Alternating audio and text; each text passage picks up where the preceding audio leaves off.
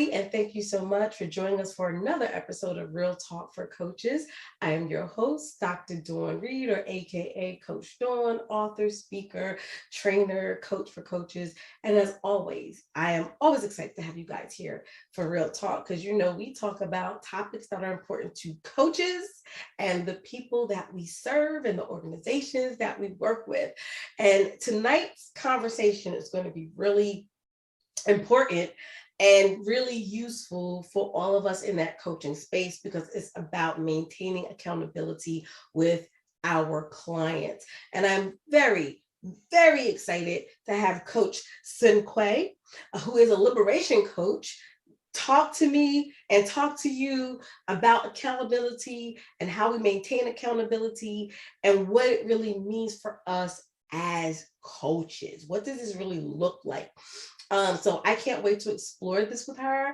And before we do, you guys know I gotta clean house first. So, for those of you who want to get to the grit, I say, fast forward a couple of seconds ahead so you can get to the grit.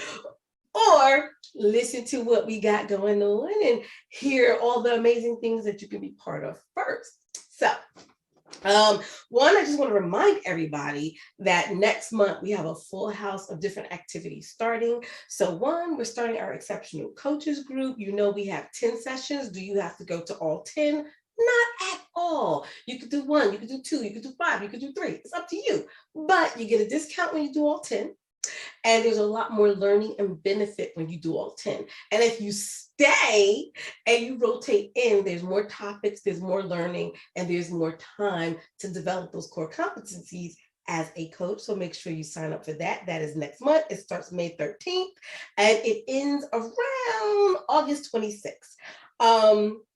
We have the culture sensitivity coaching. That's a 4-week course, as well as the mind coaching, where you learn my proprietary mind model for coaches. Both of those courses are 4 weeks. There's 4 live sessions and a host of material to help you develop in those 2 areas. The CSC course starts May 16th and the mind course starts May 18th. And again, 4 weeks, lots of great rigorous material, and you get a certification in that particular area. And last but not least, our core competencies introduction. So if you want to know more about the ICF ethical standards, the coaching competencies, and you want to work on building those particular skills, that is a 5-week course, and that starts May 24th. So full house, everybody. So this is where you guys are going to get those skills built. So make sure you sign up now so that you can have a place in the class, because I'm going to tell you right now, the seats fill quickly. So make sure you jump in. So that's some cleaning up house today. And I know that some people also ask about when is the next Master Coach Training Program. Those occur in September. You can register for those, but I'll talk more about it later. But you can absolutely go to the website, reidready.com, and check out that information too. Okay, clean house, I'm done. So you guys ready to get into the grit of this? I'm ready to get into the grit of this. So as I said, I am so excited to have Coach Cinque here to talk about accountability. And you guys know my motto, they can introduce themselves way better than I can ever introduce them. So Coach Cinque, please tell your listeners, who are you? Tell us about being a liberation coach, and we're going to get into this discussion. Yes, hello, everybody. My name is Coach Cinque. I am a liberation coach, and I help women train their minds so they can live more authentically and unapologetically as themselves. And so, as a liberation coach, it's a lot more of mindset training. I believe that your thoughts create your results. And so, I have a liberated lifestyle program that I offer and do a lot of great work with women in that space. First of all, you had me at like mindfulness work because you just heard me say we got our mindfulness training class coming up, right? And I'm like, because it's all about how we think of things. It's our perception. And I'm a big believer, what we think touches how we feel, and how we feel touches how we act. So we here with that. So yes, everybody, you heard it loud and clear. And you guys know when we start talking about things that impact the mind, I'm in my element. So I feel like this is great company. And Coach Cinque, I feel like you and I are gonna have an amazing conversation about accountability. So are you ready to get started? I'm ready to I get am started. You ready. ready? Okay. So I'm gonna start off by asking you, how do you see the accountability partnership between you and your client, or the coach and their client? What does that really look like when we talk about accountability from your Mhm. perspective? Yeah, it's exactly what you said. It's a partnership. And I think the myth behind it is that when you have an accountability partner, you have like an authority over you who is kind of hounding you and telling you, hey, checking in. Did you do this? Did you do this? Mm-hmm. Somebody that's reporting to you. I think that's the myth. An accountability partner, really, I see it more as a guide. And it's somebody who holds you to what you say you're going to do. It's a person that helps you build credibility with yourself. You hit it. Like you hit it. And I think you made a really good point, because I see this a lot in new coaches that I train sometimes, is that when they think accountability, they think it's you're doing the heavy lifting. I got to call you. I got to put it on your calendar. I got to send you resources. And it's more they're doing the work, right? And so I agree with you 110% that there is this misconception about what accountability looks like. And a lot of coaches, they assume the accountability for their clients. And as you and I both know, that's not real accountability. So No. so with that in mind, when do you feel accountability starts or begin to show up when you're in a coaching session? How do you see that playing out? I see it starting right at the beginning of your first session. And Yeah. so, yeah, for me, I have a connection call, and that connection call is more of the exploration of what's going on. Um, you know, the way that you make one decision is the way that you make all of your decisions. And so figuring out how are you making decisions? What does that look like? And as soon as somebody signs on and says, yes, I will want to start a coaching relationship, accountability is activated.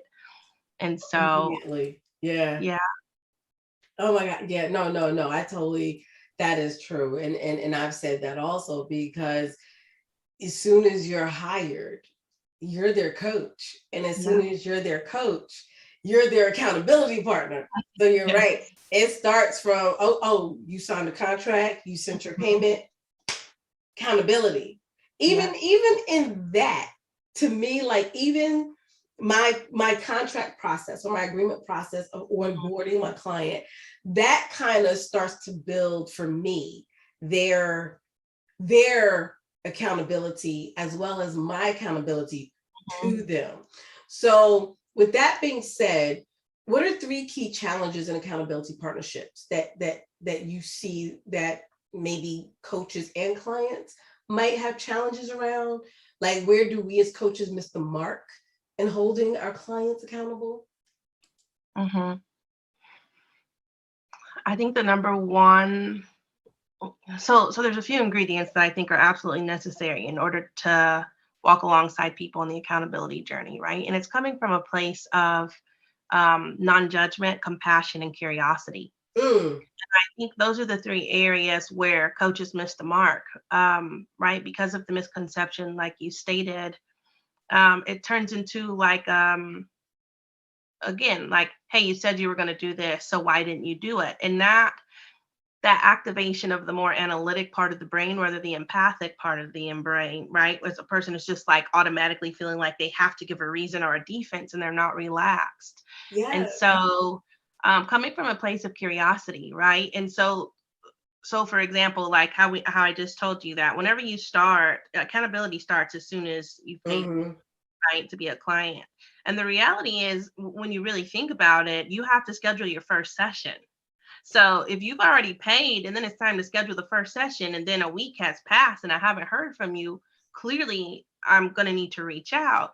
But it's not me saying, hey, you paid to do this. And so what's Right. going on? Right. It's me being curious about what is going on. And it's not me making it mean anything right? It's just me coming in, inquiring about what is happening. And in order to do that, I have to first be able to hold space, Mm-hmm. right? I have to check myself. I have to tune into myself, right? Mm-hmm. Because I think a lot of times when people, especially for coaches, when people don't follow through what they say they're going to do, we make it mean something about us. Thank you. Yeah. Yeah. Yeah. Not that it means anything about us. We don't have Exactly. to make it mean anything, but I think that self check-in is imperative.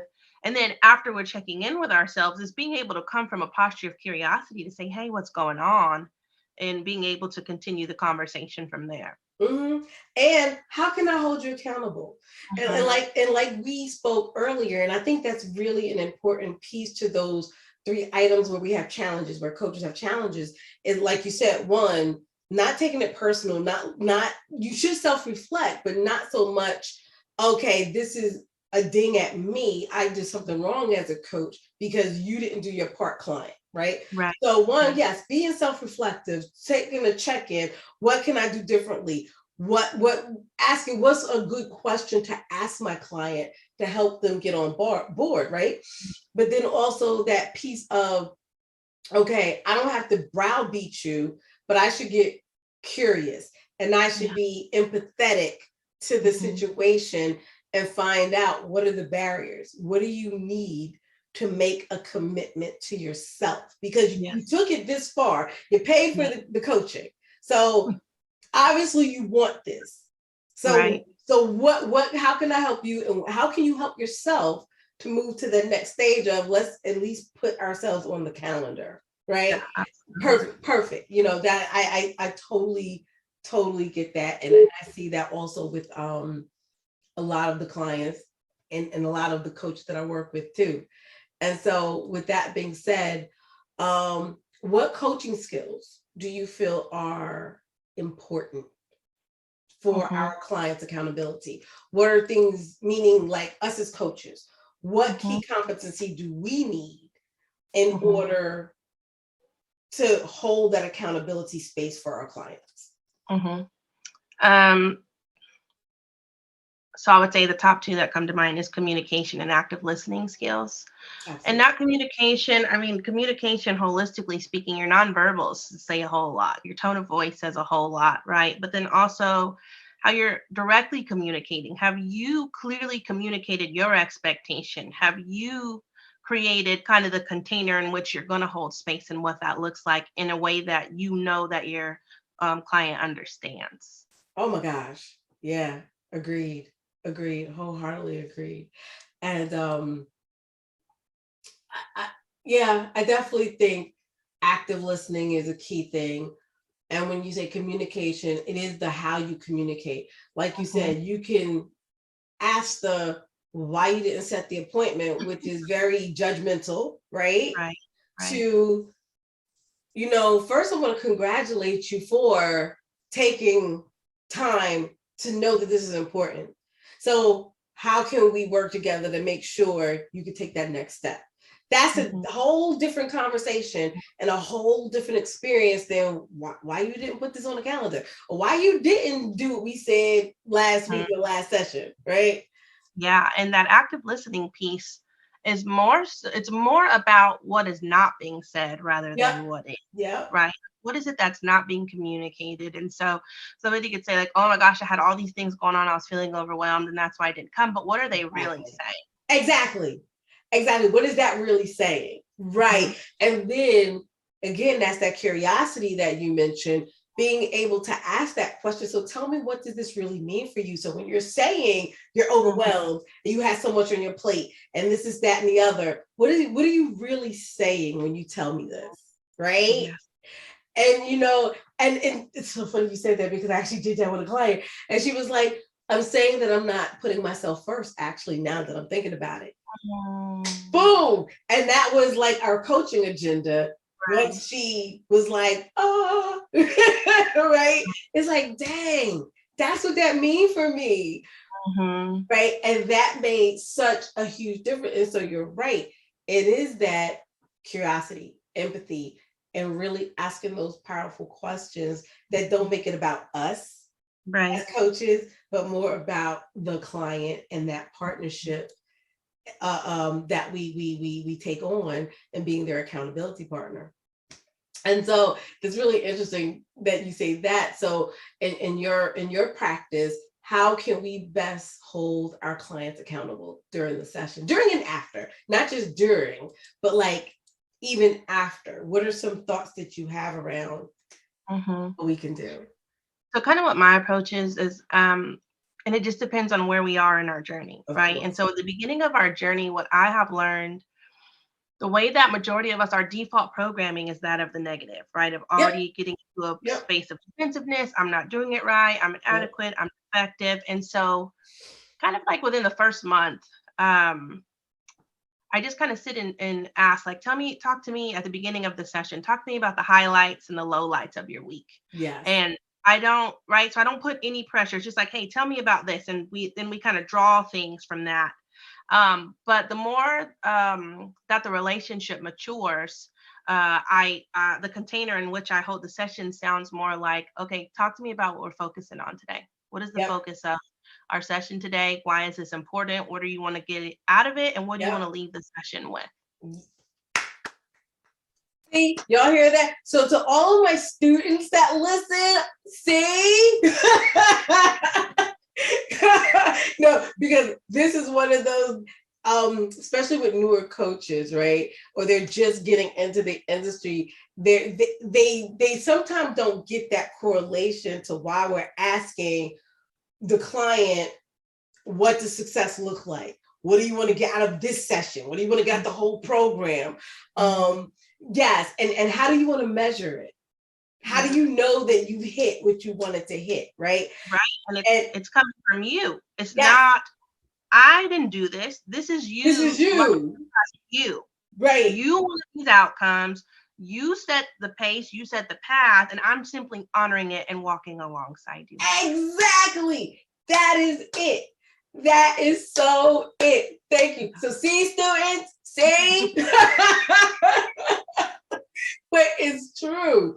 And then when, let's say, and to me, this goes into how we hold them accountable during and after the session, because I use that as my anchor. Yes. So as we're coaching, and then the client might bring up something, right? Like, let's say it's one of the outcomes is I want more self-care, right? Or I want to put me first, right? And Right. then we're in the session, and all of a sudden it's like, well, I gotta put this on the back burner for me because I gotta do A, B, C, and D. And it's like, hold on, wait, just so I'm clear, the agenda was, right? And so there's that accountability piece in the session when we tie back the relationship between what you said you wanted to achieve and what you're saying right now. And as you mentioned, what you're not saying.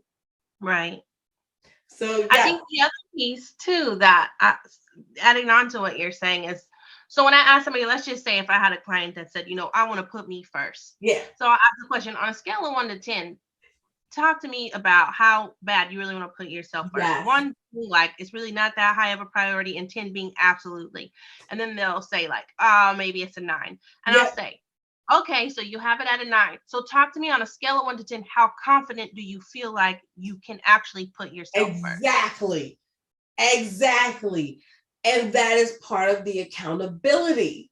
Mhm. And I think a lot of coaches don't realize that when you dig deep like that, when you really, I'm going to say, pressure test what the Mhm. client said they wanted. So, okay, you're Mhm. saying you want this. How bad do you want it? Because Mhm. if they really say they want it bad, then the next question is always, so what are you willing to do to get it? What are you willing to sacrifice? What are you willing to change? What are you willing to shift? What are you willing to go after in order to have what you said you wanted? And there's Mhm. where that work is. But then that's that accountability piece that we're bringing to the table as we partner with our clients.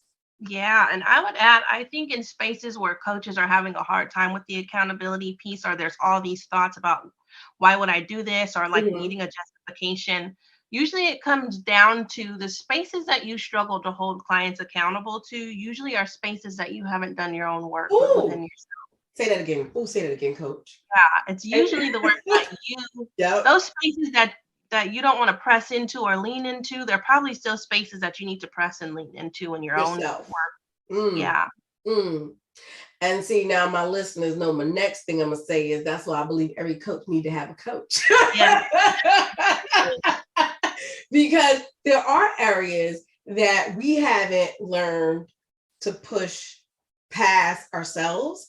And if Mhm. we still struggle with it, Mhm. yeah, it's going to be very difficult for helping our clients move the needle if Mhm. we are still struggling with it. So Mhm. you said, coach, you said it. You said it, coach. I love it. And so, do you have any other final thoughts or words of guidance you want to give coaches and clients too? Like, even matter of fact, before I even get there, what are things that we can share with clients? What would you say to the client coming in to get a coach? Mhm. So clients, I would just say be willing. Be willing. I think both clients and coaches be willing to fail forward, right? I think that a lot of times we struggle to rest in our humanity. Yeah. We want to operate robotically. We want to. In the beginning, it's like we seek perfection instead of excellence, and there's a big difference between the two. And so, learning to just rest in your humanity, knowing that it's not going to look perfect, but each time progression will take place, and just be willing to learn and to grow. Oh my gosh. First of all, I say all the time be comfortable with being uncomfortable. Mhm. It's okay to be in a place of not knowing. It's okay that you fail forward, right? And Mhm. I love that terminology. And failure is not bad. It's an opportunity to learn and to grow. And I just did a whole video and a whole article on, it's okay to suck. It's okay to suck at first when you're a coach, because you're learning and you're growing and you're not going to be perfect. Mhm. So fail together with your client. It's okay. It really is okay, right? As long as your client is still getting benefit, and as long as you are always developing your skills, you're going to make it forward and you're going to progress and you're going to get better. Because I'm not one of those practice make perfect. Practice makes improvement. Right. And the more Right. you practice, the more you're going to improve. Oh, you said, girl, you said it. You said, Yeah. and And go ahead. the the other side of that is, if you're struggling to do that, how are you going to offer somebody something that you're not willing to sit in yourself? And so when a client is coming in, they don't know what to expect. They don't know what to do. They don't Exactly. really know what to offer. What are you really going to think about them? Right? Like, Yep. if what you told them in the connection call is really how you're going to live it out, and you're just asking them just to trust the process, right? And so as a Right. coach, you also need to trust that process as well. See, coach, what? What? Yes. Yes. We have to learn to trust the The process. process. And many of us struggle with that. We don't. We want our clients to fix their stuff right now. I'm the bestest coach in the world, and I'm so great, and you're gonna be able to just do it, and you're gonna get working, and your problem's gonna be solved. And it's like that's not our role. We're not there to fix the problem. No, yeah, yeah. See, I'm not the only one that say this, y'all. I love it. So, what is some wisdom that you can give our coaches, our coaches that struggle with holding their clients accountable? Anything you want to share? Yeah, I would say get clear on what accountability means to you and your process and in your program. You Yeah. know, even in your real life, learn to understand your own journey with accountability. What did that look like for you? When was it introduced? How was it introduced? What may be some blinders that you have to accountability? And what ways has accountability helped to push you forward? Mm-hmm.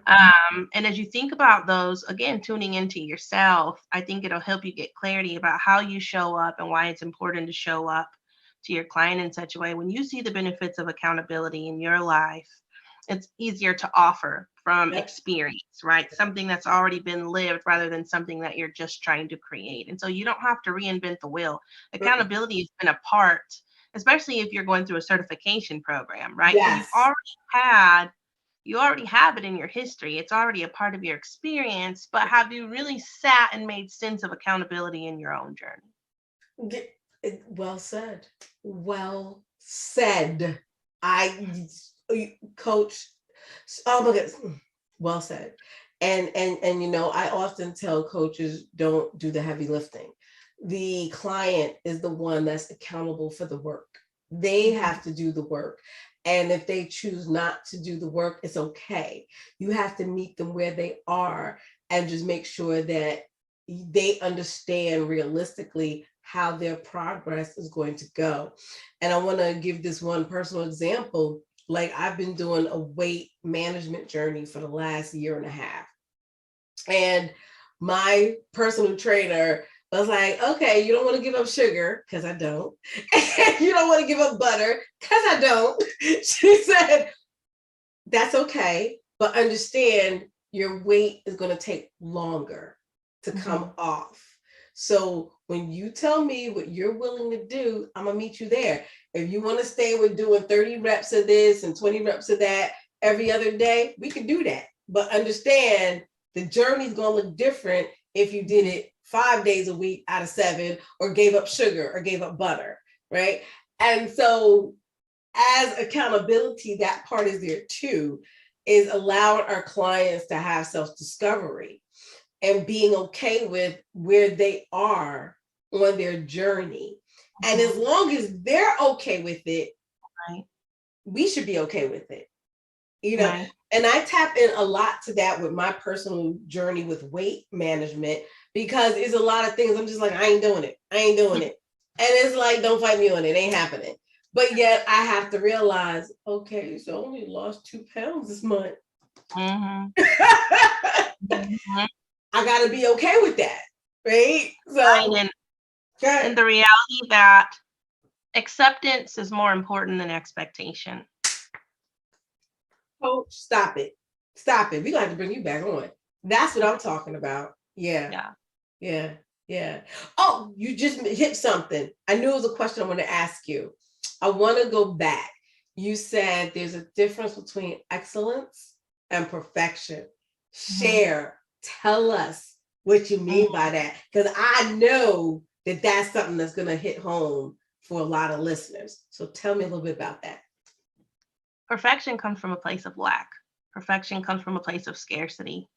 Perfection is an end destination. It's very rigid and it's like you have finally arrived. And I always say that anything that is not growing is dying. And so if you Mm, think that you're just going to linearly get somewhere and that there's an end point, then you are trying to be a superhuman because realistically, when you look at humanity and our development, right, we're always like progress, getting to the yes, next level, growing, yes. elevating is always a part of it. And so if you are truly resting in being a human, you're Mm-hmm. seeking excellence. Mm-hmm. You're seeking excellence. And excellence is a place of abundance. There's many ways to get there. There's many hows. You're kind of open to the journey, not solely the destination. Mm. Whereas perfection is a unrealistic expectation that you put on yourself and you never find a rhythm to get there. Oh my gosh, thank you. Yes, that's on the nose. That's what I'm talking about. Yes. And so, in translation, folks, perfection is a fixed mindset, whereas excellence is a growth Yes. mindset, Yes. right? Yes, absolutely, positively. And I just heard, and I can't remember the guy, it was like one of those TikTok videos, and it was an older gentleman. And he said, when you reach the top of one mountain, that's the bottom of the next mountain. Keep climbing. And that's how I visualize excellence, is that okay, I've gotten to this, I've succeeded here, I've met my goal here, what's next? Hmm. Because there's more growth with excellence, and excellence is not a destination, it's a lifelong process. Yeah, I mean, even if we took it back to the example you used as being a client in your weight loss management journey, right? Let's just say that you say, no matter what, all right, coach, I'm working with you and I want to lose 40 pounds. Well, is there a perfect way to lose 40 pounds? No, Probably not, right? not at But when all. you get to the 40 pounds, let's just say that that was your quote unquote perfection. If you arrive there, how long are you going to sustain it? If the perfection was you getting to the 40 Yes. pounds and now you made it and you stop, are you going to really still Now have what? balance? Exactly. Exactly. Because then what happens is you gain it back. Right. Because it's Exactly. not a destination, right? You have to Exactly. excellently continue to maintain what you now get. Exactly. Exactly. And that's another part of accountability is Yeah. helping our clients identify. It's one thing to say I've reached a goal, but it's a whole nother thing to say, I understand the tools. How do I maintain this? You've given me Yes. tools. We worked here. Now I need to maintain it. What do I need to do to keep being in this place that I want to be? And better yet, not just being here, but where can I take it from here? Right. Yeah. Oh my gosh. Right. Yeah. And Yeah. oh, see, the one thing that I love about this show, but it also makes me sad, is that it's so quick, which is good because society, we got this microwave mindset, but we always get through these great conversations. And then I look up at the time and go, oh, we done talked about it. Yeah, too much fun. We done had too much fun. But this was a pleasure and some really, really good, powerful information. And really, if we step back and really put the information that you and I have talked about, it could really help make a difference in a lot of coaching partnerships out there. So I do hope that our listeners who are listening really take to heart this conversation, because this is stuff that's really going to make their practice really phenomenal, but also really get to the heart of helping their clients achieve what they want to achieve. So this was wonderful. I always tell guests, you're a friend and family member of Reid Ready Now. We can always have you back. We do all kinds of wonderful conversations. So please know this is not the end, but the beginning. This is just like Yeah. one little step. So we would love to have you back at any time to discuss anything that that comes up that you feel like you would like to share with listeners.